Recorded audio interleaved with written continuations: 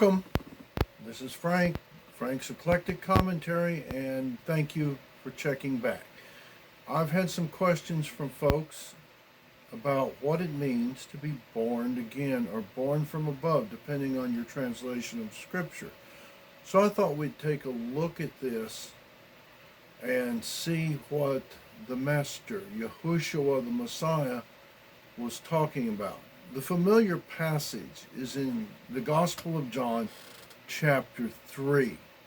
And it reads, "And there was a man of the Pharisee, Nicodemus, was the name, a ruler of the Yehudim." That means he sat on the Council of 70 or the Sanhedrin. He was a teacher in Israel.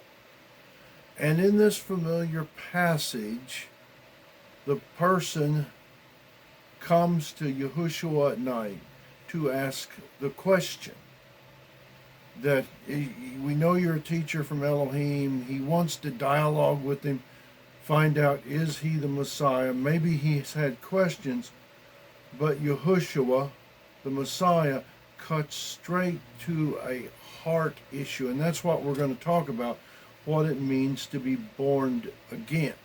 You will notice I did not use the familiar term Jesus here, but his Hebrew name, Yehoshua. I think that's important. We have a conversation between two Hebrews here on an issue.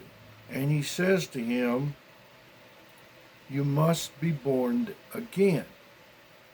And the question comes, what do you mean by that? Because as a Pharisee, he would have had a concept of passing certain things in your life as you learned in yeshiva, as you grew, as you memorized scripture. And milestones would have been a type of being reborn.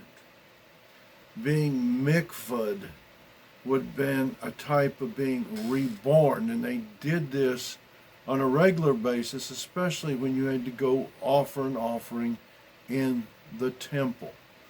But he asked him, what exactly do you mean? Because Christians have some different interpretations of this. He says, you must be born again, and that it's a spiritual thing.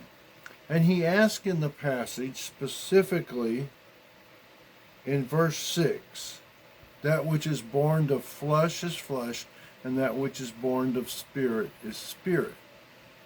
What he's referring to here is not a physical birth. He's wanting to make that clear. It's a spiritual rebirth. And Christians think this is some strange emotional or ethereal thing that happens. But the question he asked Nicodemus, are you a teacher in Israel? You can look up the passage and don't know this. It's not some new Christian doctrine that the Messiah is coming up with for a new religion. It's something, as a teacher of Torah, the Nicodemus should have recognized. And you must be born again. It has to do with the heart. But we're going to look at a couple of other passages here, specifically in the letter of 1 Peter chapter 1, verses 3 and 23. So if you happen to have a Bible, turn there with thank you. And we'll proceed. 1 Peter chapter 1, verse 3. Blessed be the Elohim and Father of our Master, Yehoshua Messiah, who according to his great compassion has caused us to be born again. In other words, this is a sovereign divine act by Abba Yah that causes this to happen.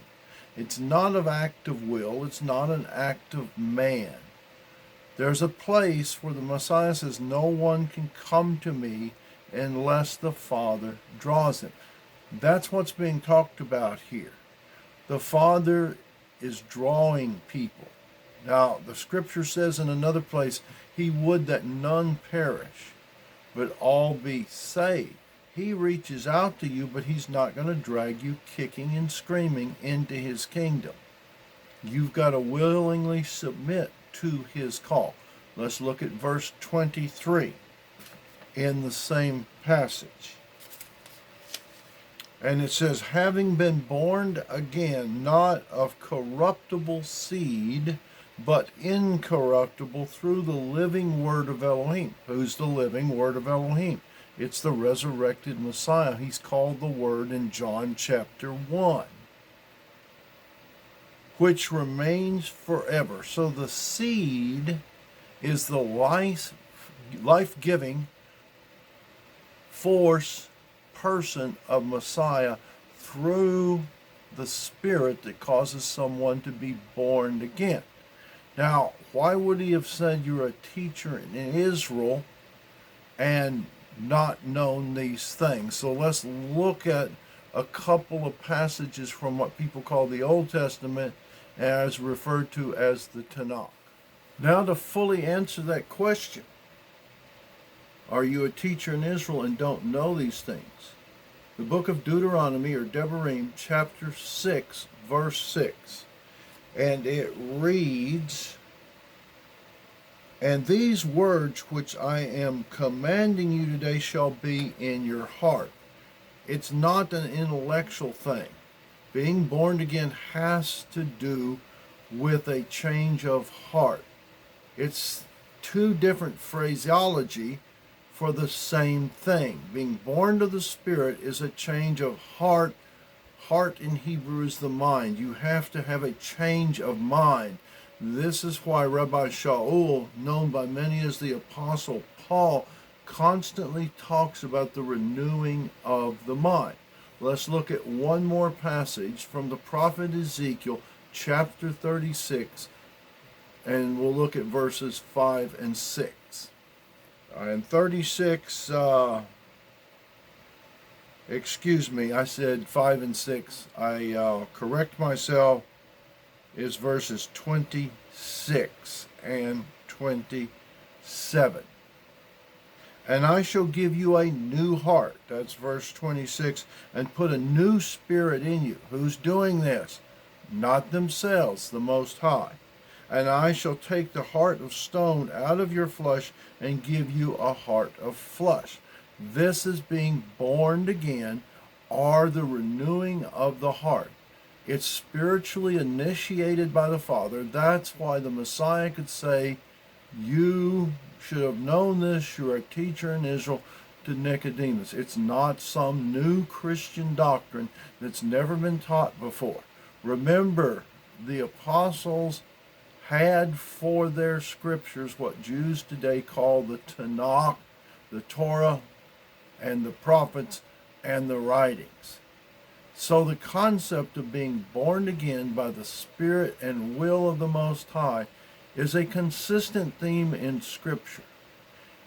If you would like to be born again and the Spirit of the Most High is tugging at you, and you know that you need a change in your life, the Scripture says you must believe in your heart, that's not someplace in your chest, that's in your mind, and confess with your mouth. That's from the book of Romans. So therefore, it's the Spirit drawing you. Confess that Yehoshua is the Messiah and that Father Yah raised him physically from the dead for you and for all who trust in him. I thank y'all for viewing this video. I hope this answers the question. Check back with us again and subscribe. Shalom, shalom.